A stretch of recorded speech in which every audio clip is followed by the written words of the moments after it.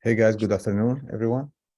Um, so can you guys hear me well?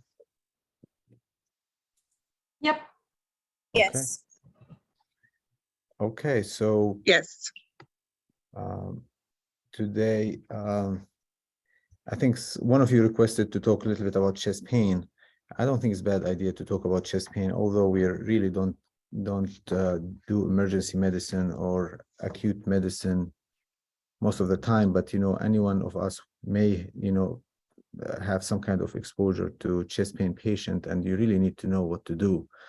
So when it comes to chest pain, uh, you have to have some,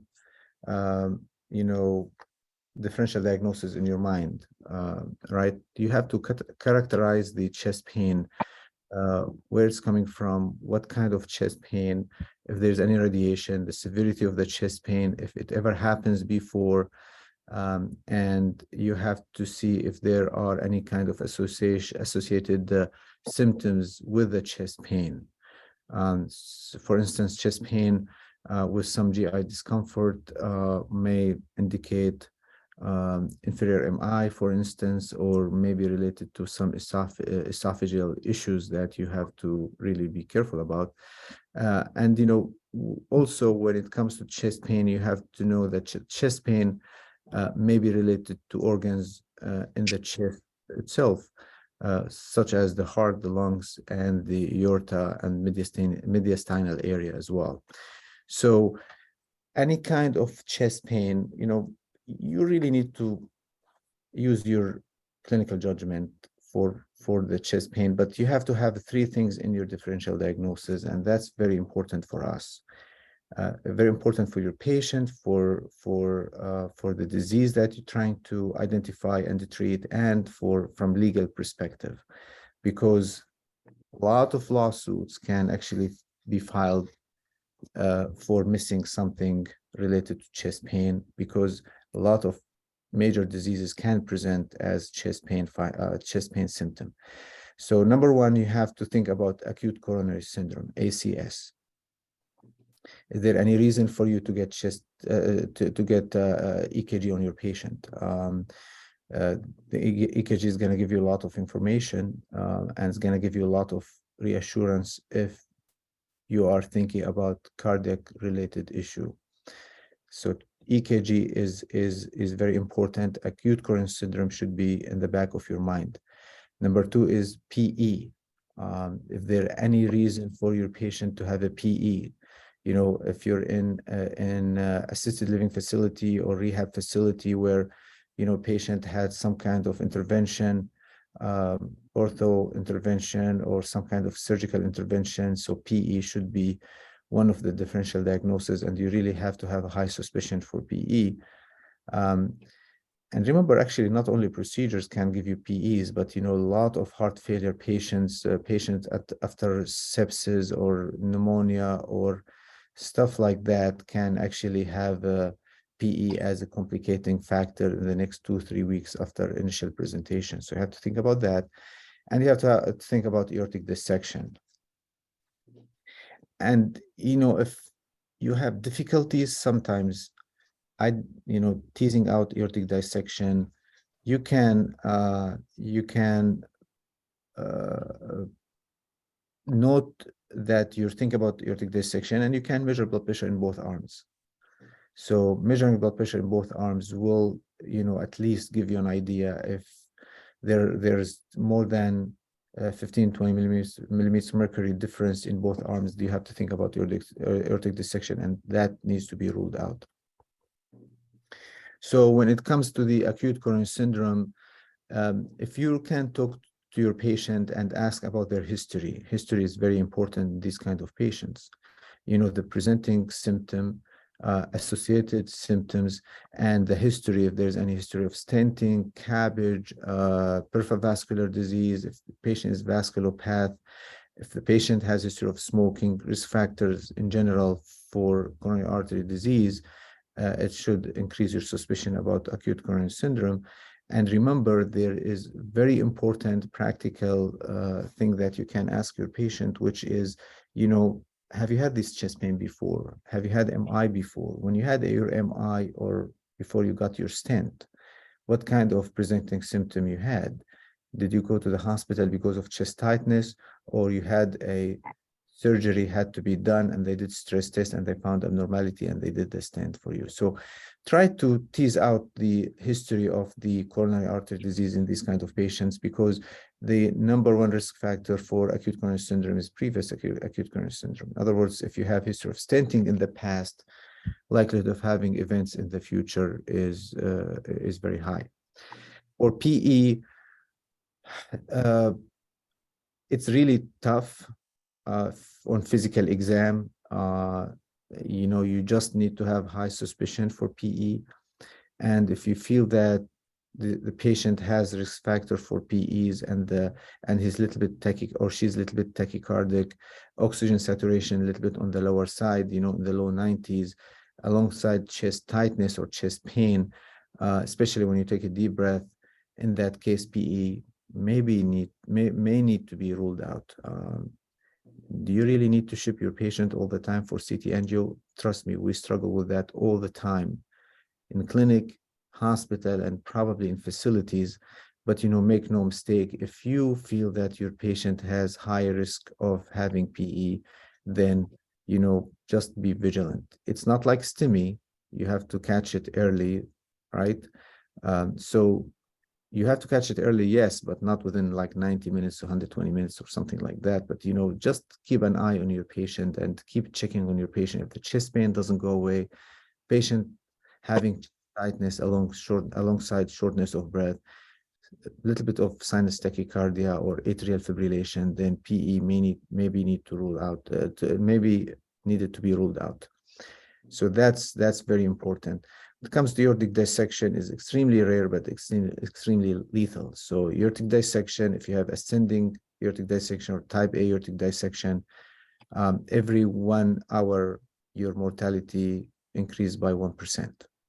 So you really need to send your patient quickly, identify your patient, send him for emergent surgical intervention, because again, at 48 hours, your mortality rate is about 48%. So identification of the disease is very important. Family history is very important as well. Patient has history of atherosclerosis and history of coronary disease, peripheral vascular disease, family member died suddenly, you should have high suspicion of aortic dissection. Now, also with chest pain, GI discomfort, right? Whenever I eat something, I get this kind of tightness. So that's also important. Also pneumonia as well. So it's one of the presenting factors for pneumonia. It could be a chest tightness or chest pain. So you have to be careful about that. So when you have a chest pain getting worse with breathing, very reassuring from cardiac perspective, unless you're thinking about PE in that case. So taking deep breath, chest pain becomes worse. That's very reassuring sign. That's not acute coronary syndrome or aortic dissection, but that could be pneumonia, could be a little bit of pericarditis, could be PE, for instance, but it's never gonna be an acute coronary syndrome. Never say never, but it's extremely unlikely, extremely unlikely. So chest pain with breathing might indicate some more pulmonary issue / PE issue rather than acute coronary syndrome or aortic dissection. And I have to think about that all the time as well. Associated chest pain with certain food or with eating also, that might indicate some GI related tract. And always, if you're in that situation and your blood pressure is like 100 to 110, heart rate, 90, 100 or less than that, try nitroglycerin and see how your patient is going to do.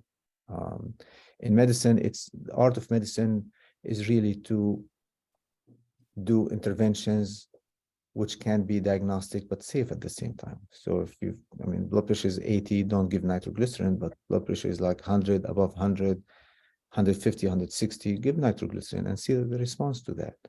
And if the chest pain goes away, that might indicate some, or actually improves, that might indicate either ACS or some esophageal spasm. So, but at least indicates that, wait a minute, you have to think more, and you may need to get an EKG right away, and you may need to send your patient outside the facility or try to consider acute coronary syndrome in that case.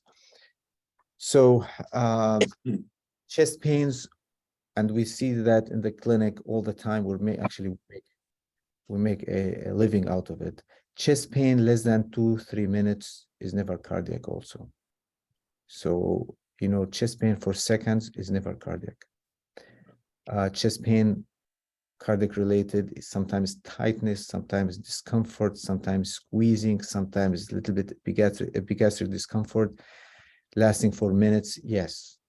But, seconds is never cardiac. So always use the timing of your chest pain as a tool to tease out what you're thinking in terms of etiology. Obviously, chest tightness, chest pain lasting for hours, extremely unlikely that's going to be chest pain, acute coronary syndrome, unless comes and goes. I've seen patients come with little of chest pain, chest discomfort lasting for a few minutes. Doc, I don't really feel good. And you do cath, and there's 99% stenosis with thrombus in the RCA, for instance. So recurrent chest pain lasting for minutes, also an issue. But persistent chest pain lasting for minutes in somebody who's talking to you is probably never cardiac. So also keep that in your mind. Could be related to PE, could be related to pneumonia, could be related to pleurisy, could be related to pericarditis, but it's unlikely to be related to plaque rupture and acute coronary syndrome. Extremely unlikely. So just keep that in your mind. Chest pain related to pericarditis, for instance, is pretty positional. So when you lay flat, it becomes worse. Little EKG can give you a clue. Now, if you're elderly and you're having pericarditis, that might indicate, either more than viral infection, either some kind of, could be metastasis or some kind of rheumatologic disorder where you get some little bit infiltration in the pericardium. But usually pericarditis is more common in young to middle-aged people, and it's very severe pain, and most of the time gets worse with inspiration. And the treatment for that usually some ibuprofen and colchicine, reassurance in case that ibuprofen, colchicine doesn't help, then short course of corticosteroids may be helpful. Also, take into consideration the whole picture, right? Somebody having GI bleed and hemoglobin 6.6 and having chest pain. So should we, probably Steve knows what I'm talking about right now. Some physicians, they jump on top of this stuff, and they want to send this patient for cath, and they just want to thinking always about the coronary artery disease and plaque rupture and stuff like that. But the issue is not really the CAD disease and the plaque rupture and the acute coronary syndrome. The issue is the bleeding and the decrease in hemoglobin and the decrease in oxygen carrying capacity of the blood. And that should be treated as such. So you don't treat what you think acute coronary syndrome in the setting of GI bleed or severe anemia with more blood thinners. That's actually stupid, and that should not be done as such, even though sometimes some physicians, they can't tend to be aggressive because that can kill you. And the chest pain related to ACS, and you have to treat the ACS. No, just focus on your bleeding, focus on your anemia, and treat your anemia, and the chest pain will improve. If you have 50-60% stenosis in the LAD and you're having hemoglobin of 6, you're going to have some tightness. You may have a little bit of discomfort, especially when you walk or when you breathe heavily, or when you have some kind of tachycardia related to other issues such as pneumonia. I'm talking about some patients in Kindred, at Kindred or some other facilities where you have other reasons for them to be a little bit tachycardic, hemoglobin is 6, and they have chest pain. Well, that's probably expected, right? Do you have to take this patient and open this 70% lesion in the LED to fix them? No. The fix is going to come from fixing the underlying issue, which is the severe anemia and the blood loss that they have. So just, take into consideration your patient, take a look at the whole picture, make sure always you think about do no harm. So in other words, any intervention you're going to do is going to be reasonable, and you can reverse it, and less start with least invasive stuff and then move forward with others. But sometimes if you feel that the suspicion is very high, for instance, for PE, don't hesitate to send your patient for CT angio. I'm not sure if you take D-dimer, how long that's going to take, but the D-dimer is just, if you have intermediate kind of likelihood to have PE or DVT, D-dimer might help tease out stuff. But, if you think that your patient has history of hip fracture and came in from the facility, from the hospital 3-4 days, 5-6 days later, started having tachycardia, autosaturation on the lower side, difficulty breathing, probably PE until proven otherwise. So always think about your patient and take it into, take it in its clinical context. But again, the only thing, the number one thing that I really want you to keep an eye on, the 3 big things: acute coronary syndrome, PE, aortic dissection. If you can rule these out, then the rest will be much easier to figure out. Again, EKG can help you, finding out if there's any STT with changes. If you're having chest pain, very likelihood that your EKG is not going to be normal. And again, if you're a little bit tachycardic, oxygen saturation on the lower side, little bit difficulty breathing, PE needs to be ruled out. Aortic dissection, it's really a matter of luck. I don't know. I mean, I had patient the other day actually came and moved from up north, and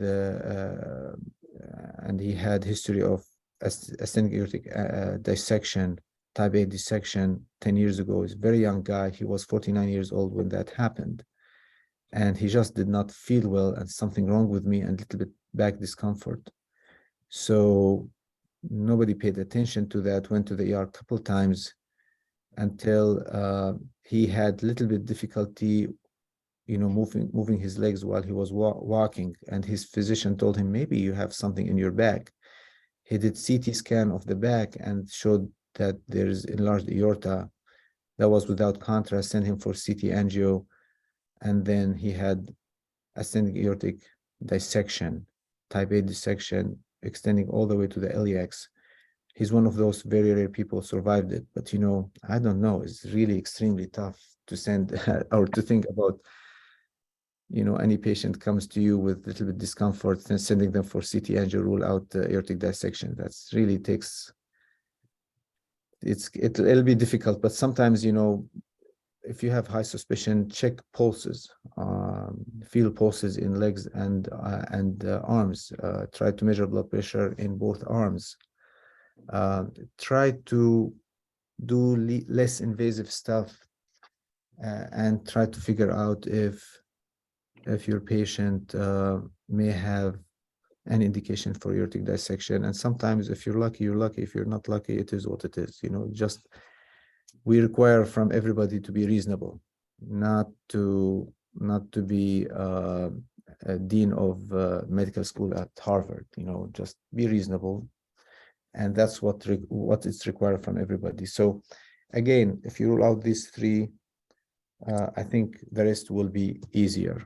But if you have elderly people, also consider pneumonia as a reason for, or as etiology for their acute chest pain syndrome.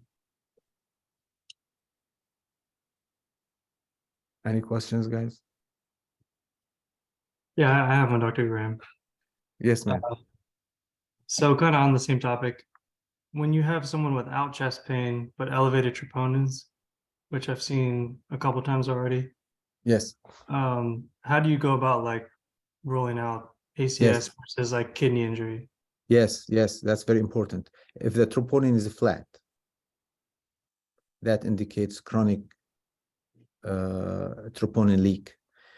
And they did multiple studies on this, and they found there's prognostic indication for this patient. They will do less favorably compared to other patients. But if you have somebody coming to the hospital with a shortness of breath, little bit acute kidney injury, a little bit of septic picture, and you see troponin which is flat, I would not worry about it. You may indicate that your patient needs to have ischemia eval as an outpatient. If they are anemic, for instance, that could be related to the anemia a little bit. So the troponin indicates a little bit of myocyte rupture. The number one etiology for myocyte rupture is acute coronary syndrome, which is plaque rupture, occluding artery, and then you have ischemia and the cells will die, right? But this is what we care about most of the time: stenting, heparin, aspirin, Plavix, beta blocker, control blood pressure, and so forth. But there are other etiologies for you to have rupture of your myocytes. And this is when you have to use your clinical judgment. Sepsis can give you high troponin. Acute coronary syndrome can, acute kidney injury can give you high troponin. PE can give you, pneumonia can give you, pericarditis can give you. So there are a lot of other reasons for you to have a troponin leak. But, I want everybody not to be like a hospitalist mentality or ER physician mentality that whenever they see troponin, then heparin should be given. That's a mistake. You really need to think about the etiology. If you think that acute kidney injury, then acute kidney injury. If you think that your patient has hypertensive emergency, sure, that can put a lot of strain on the heart. Actually, ischemic stroke or brain bleed. The brain actually, when there's a bleed, and especially when the blood touches the hypothalamic area, it has a huge surge of epinephrine, and this epinephrine can stun the myocardium, and that can give you a picture similar to the Takotsubo syndrome.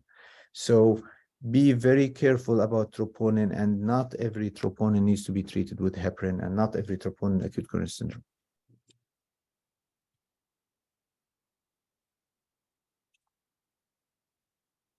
Any other questions, guys?